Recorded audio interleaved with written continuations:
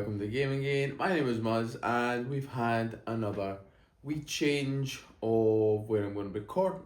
I like the couch, but realised you probably didn't need to see my feet in the recording, and I recently got this bookshelf that I'm going to fill up with all sorts of little things to kind of make the background a little bit more interesting. So that is my plan going forward. So hopefully you like the new setup, and hopefully this will be it for the foreseeable future. This is the third time we've done this, so let's hope this is the one. But basically my video today is going to be about tips for newly qualified teachers. So this is teachers who've just graduated from uni and are starting their actual first year. So in Scotland we get what's called a probation year. I'm not sure how it works kind of anywhere else, whether they have to apply for jobs or they get given something, but in Scotland we get guaranteed a year's work, and then we're left to our own devices, which is where I am now. So the first one is imposter syndrome. You are going to feel like you can't do this. You're going to feel like you are not a teacher. You're going to have moments where you're like, why am I doing this? I cannot do this. This is not what I want to do. Happened to me all throughout August, September, a little bit in October, and then November is kind of where I actually was like, maybe I can do this. So just bear that in mind, that it does take time to kind of, it's a huge jump when you think about going from your placement where you're on a lighter timetable. You've always got time to kind of plan your lessons, so you're doing a lot more of that. You've always got someone in a lesson with you, to being like standing in front of 30 pupils and you're the only adult in the room. It's quite daunting, and it can be at times quite overwhelming. Definitely felt like that during my first couple of months, where I remember the first class I took and I was like, what do I do? Like, what do I actually do with them in terms of like engage with them? So yeah, it's a process. It is a process. But what I will say is, it gets better. Like the more you put in, the more you get out of it. The more confident you'll become. The more the kids will get to know you. And it will just, one day, I remember when it clicked for me was in November. I was marking my pupils' works and they had done what I had asked. They had provided answers which were exactly what I was looking for, and I was like, maybe they are doing well. Maybe I am okay at this. So just bear that in mind. Like, you'll have moments where you do look up job applications for like other things and you go, could I be a freelance photographer? Could I be a chef? Oh, if you're me, that's what you did anyway. But overcame those hurdles and here we are now. The second thing, and this is for me, personally for me, but I would advise it because in teaching you have to do a lot of tracking of your pupils' progress. Get it on spreadsheets ASAP. If you do it now, it's a lot of work. I'm not gonna lie, it's maybe not a lot of work, it's a lot of tedious work is what it is. Typing down names and like getting a format that suits you. But once you do that first one, you can just kind of copy and paste it over. They cannot tell you how helpful it is for report cards, for parents even, to have just a big list of names. You can easily find, like, for me it'd be like a traffic light system. So like red means they're struggling at that sport. So if it was volleyball and it was like a pupil who was struggling, put a red. Amber if they're like, yeah, they're okay at it, and green is like, yeah, they're good at this. So it just allows you to kind of see that. Then you can also have one for like behaviour, kit, whatever kind of you want to put in.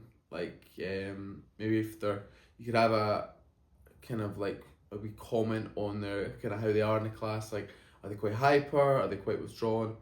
It just helps. It just helps you going forward. It helps you know your class better.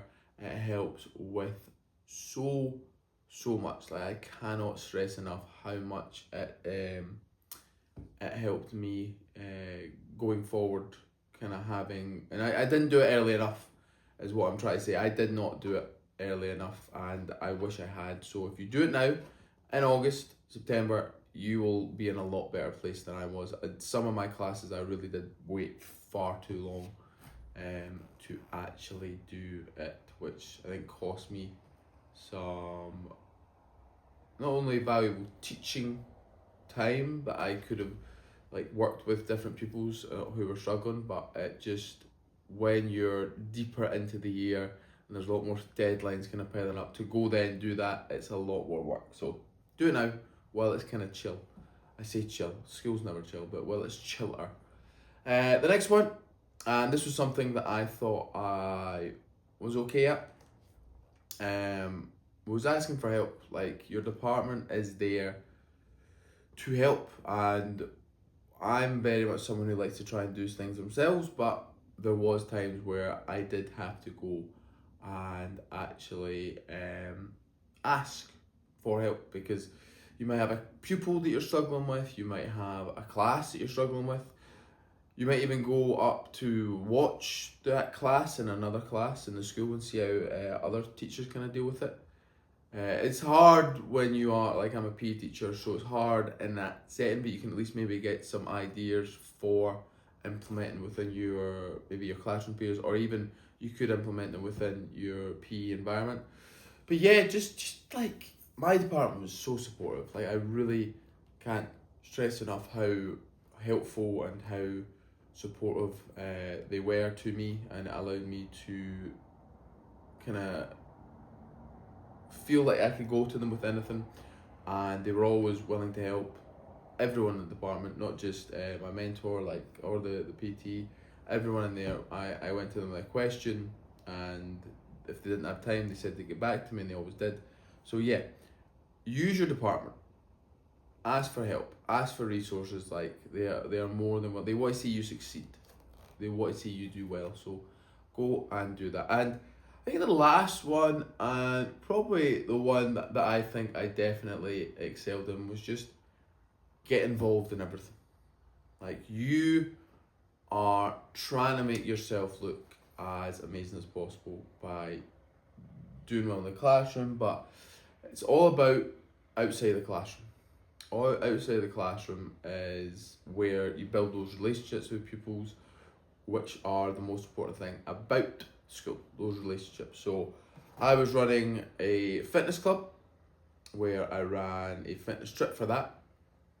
I had a Dungeons and Dragons lunchtime club going. I then also was involved in the Italy trip, the Blackpool trip. I was involved in one of the nurture rooms. That was timetabled into my schedule, to my timetable.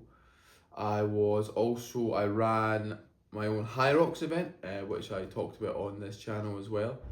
I'm trying to think of what else I done.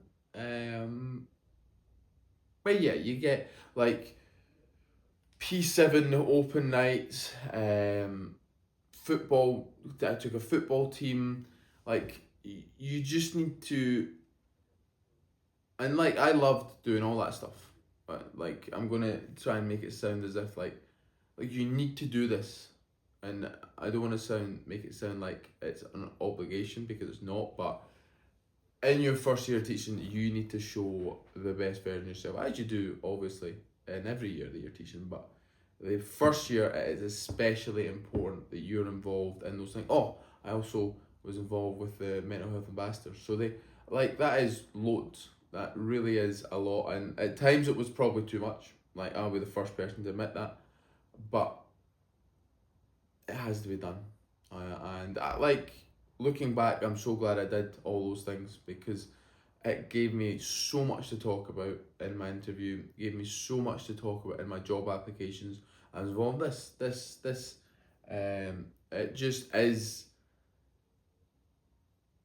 It is important. It is like showcasing that you're involved in the school, showcasing your ability to kind of work with kids in different environment. Like you can just talk about so much with these different things.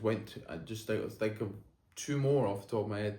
Was involved in the S1s. They had like a day where they went to like an outdoor adventure, done a bit of rowing and walking trail.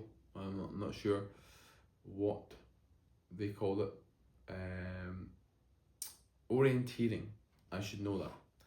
Orienteering is what done. And then Blair Vaddick, which is an outdoor centre in Glasgow, and I had a fantastic time there. That was really, really fun.